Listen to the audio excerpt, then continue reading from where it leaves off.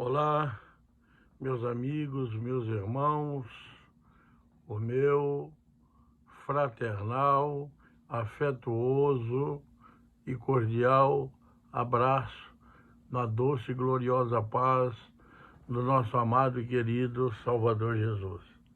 Nesta tarde, aprove Deus o desejo do meu coração ser tratar convosco sobre um tema importantíssimo para o nosso jornadear espiritual, quiçá a nossa vida secular. Se não fosse pela longanimidade divina, ai de nós, está baseado no livro de Romanos, capítulo 4. Não podemos aspirar a ter comunhão e vida com Deus e em Deus, somente por causa da sua graça, longanimidade e misericórdia.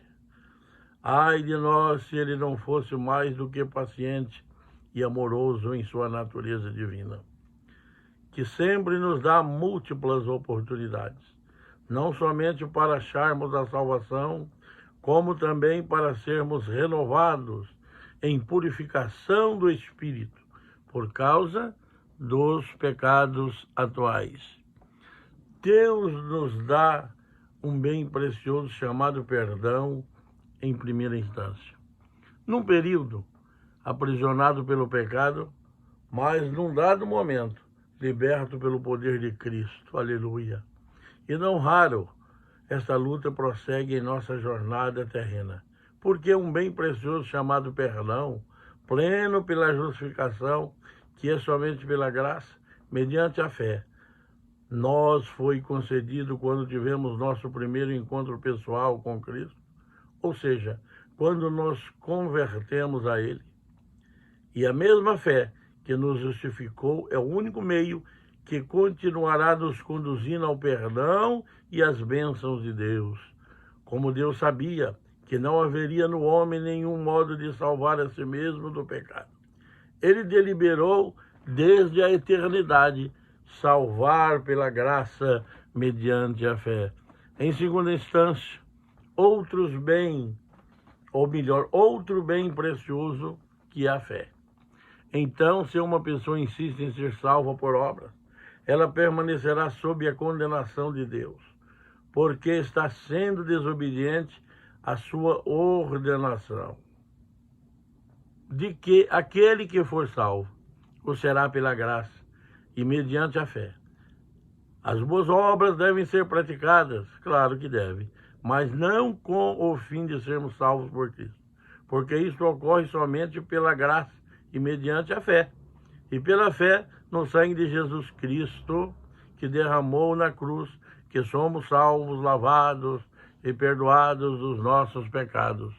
Deus revelou esta verdade pelo Espírito ao rei Davi, a qual lemos no Salmo 32, 1 e 2, cujas palavras Paulo usou também no livro de Romanos, capítulo 4 e 7, capítulo 8 e 7. Bem-aventurado aqueles cujas maldades são perdoadas e cujos pecados são cobertos. Bem-aventurado o homem a quem o Senhor não imputa o pecado, diz a Bíblia.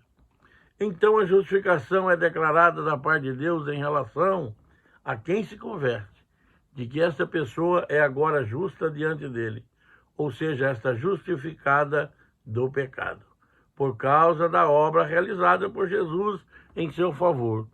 Em terceira instância, Jesus Cristo nos justifica outro privilégio. Esta justiça que é atribuída à pessoa é a justiça do próprio Cristo. É a veste de Cristo com a qual ela agora está vestida.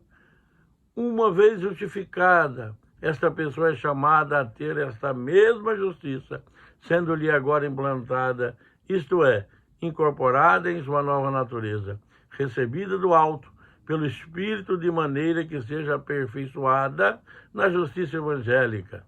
Mas isto não faz parte do ato da justificação, que, como vimos antes, é uma declaração feita por Deus de que somos agora justos aos seus olhos, por causa de Cristo, é claro, e não uma implantação da sua justiça em nós.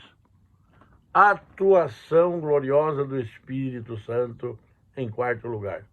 Esta implantação da justiça é feita pela regeneração e santificação do Espírito Santo, sendo que a santificação é um processo progressivo e não instantânea, tal como se dá com a justificação e a regeneração. Glória a Deus. E a prova que esta bênção da justificação, que nos dá a salvação, não é somente para os judeus, se comprova pelo fato de ter sido Abraão justificado pela fé, quando ainda era um gentio em Ur dos Caldeus. A Bíblia nos prova isto com muita veemência. A prova da justificação, sinal o marca em quinto lugar, porque Abraão só foi circuncidado em seu prepúcio depois de ter crido em Deus e ter sido justificado, de maneira que não é a circuncisão do prepúcio que justifica uma pessoa, conforme os judeus costumavam ensinar, porque não foi ter sido circuncidado que Abraão foi justificado.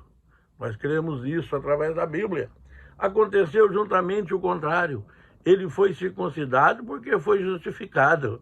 Isto é, ele recebeu a circuncisão como um sinal comprobatório da justificação que é pela fé. A justificação que é pela fé nos prova tudo isso. De maneira que os cristãos que são justificados devem trazer em si esse sinal comprobatório, que também foram circuncidados por terem crido já não mais no prepúcio, mas no coração, entendeu? A circuncisão dos judeus era um ato de despojamento da carne e do prepúcio.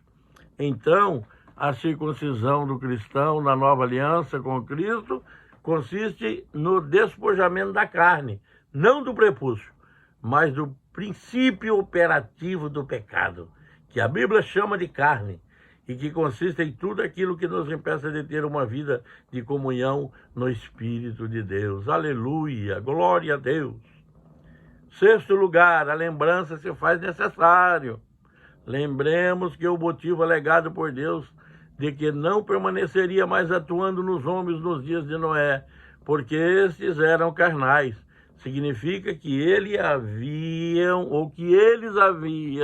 se tornado insensíveis e completamente endurecidos à ação do Espírito Santo, que procurava conduzi-los ao arrependimento, conforme lemos em Gênesis 1, 6 e 3. Deve ser levado em conta também que a promessa da nova aliança foi feita a Abraão, mais de 400 anos antes da lei ter sido dada a Moisés no Sinai. Sétimo lugar, cumprimento da promessa gloriosa, aleluia. O que seria de nós se não fosse essa promessa nas nossas vidas? O que seria de nós se não fosse a esperança da promessa gloriosa de Cristo na nossa vida? Aleluia. Isto significa que ao dizer que no descendente de Abraão seriam benditas todas as nações da terra, Deus estava mostrando que o modo de alguém ser salvo não seria por causa da lei, mas pela promessa que fez a Abraão de salvar também a muitos do mesmo modo que fizeram com Abraão, a saber, somente pela fé. Glória a Deus! Que esta fé habita em nós, reside em nós e nos move, nos impulsiona e nos faz caminhar com alegria em demanda aos céus. Se a herança prometida a Abraão deu uma pátria celestial para eles, e aqueles que seriam considerados seus descendentes tivesse sido feita pela lei, a promessa de Deus teria sido aniquilada. Mas isto é impossível, porque não foi pela lei, mas pela justiça, que é pela fé, que os homens são salvos, como Paulo afirma nos versos 13 e 14 deste quarto capítulo de Romanos. Aleluia! Se a promessa fosse pelas obras da lei, todos continuariam debaixo da ira, da maldição de Deus, porque não há quem guarde perfeitamente todos os mandamentos durante todos os dias da sua vida.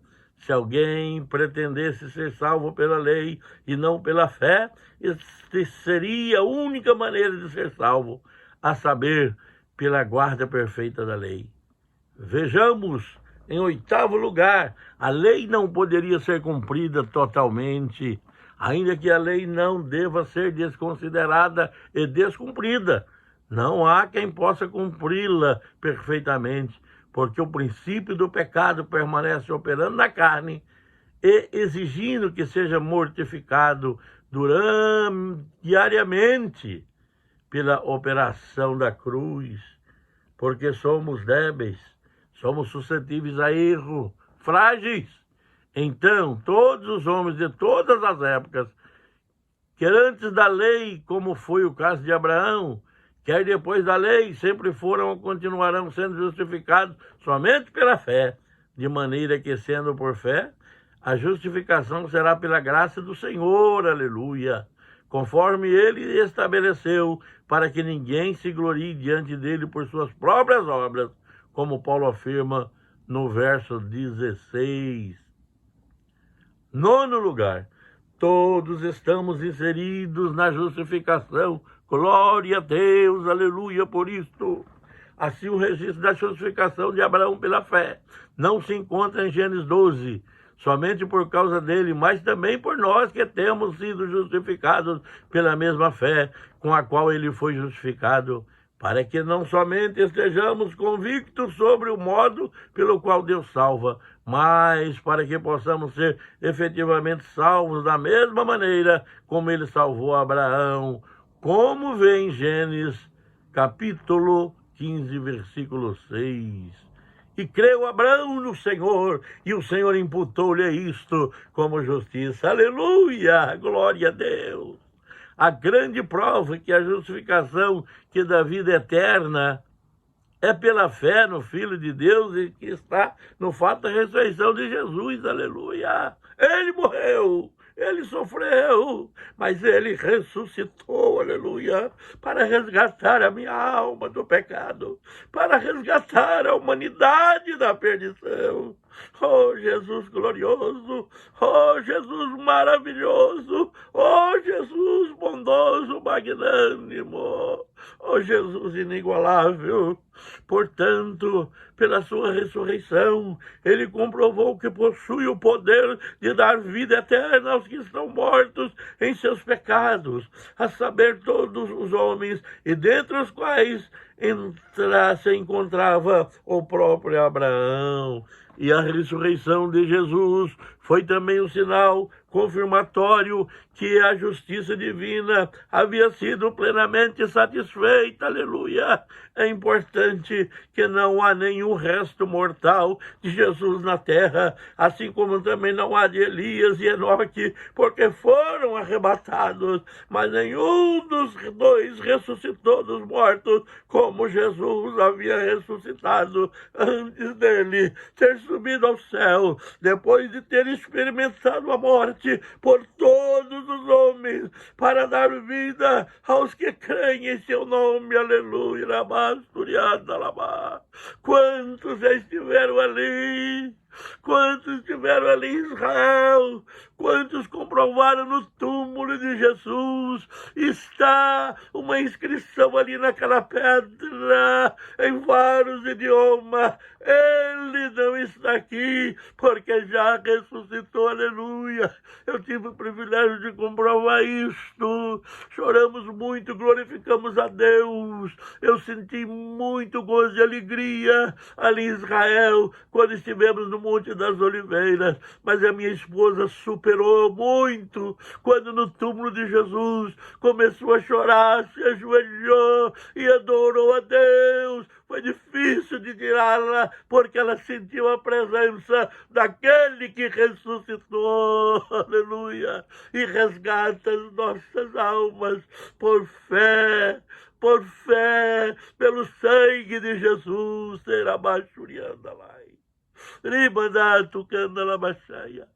Amado Deus, eterno e querido Pai, soberano Mestre divino, Estamos glorificando a Ti, magnificando a Ti, exaltando o Teu nome pela morte vicária, pela morte expiatória de Jesus Cristo da ignominiosa cruz, na cruenta cruz, para resgatar as nossas almas, para, Senhor, nos dar esperança de uma salvação gloriosa que jamais teríamos se confiássemos nas obras meritórias, porque não temos, Senhor, para tal, mas confiamos no sangue de Jesus derramado na cruz do Calvário, ó Deus, para resgatar-nos, para salvar a humanidade. Por isso pregamos, por isso divulgamos, difundimos a Tua palavra. Cremos que o regresso de Cristo está muito próximo, aleluia, e temos confiança na nossa salvação, pela ressurreição de Jesus Cristo, temos esperança na nossa salvação. A Tua santa, gloriosa, inerrante, maravilhosa palavra nos informa que se esperássemos no Senhor somente nesta vida, seríamos o mais miserável dos homens, mas esperamos no porvir, esperamos na glória eterna, estaremos habitando e desfrutando com o Senhor, aleluia. Receba, Pai, nesta tarde, estas humildes palavras, e que aqueles que ouvirem, aqueles que tenho conhecimento, ó Deus, destas palavras, sejam tocados pelo Teu Espírito, sejam tocados pela Tua graça e a comunhão do Espírito Santo.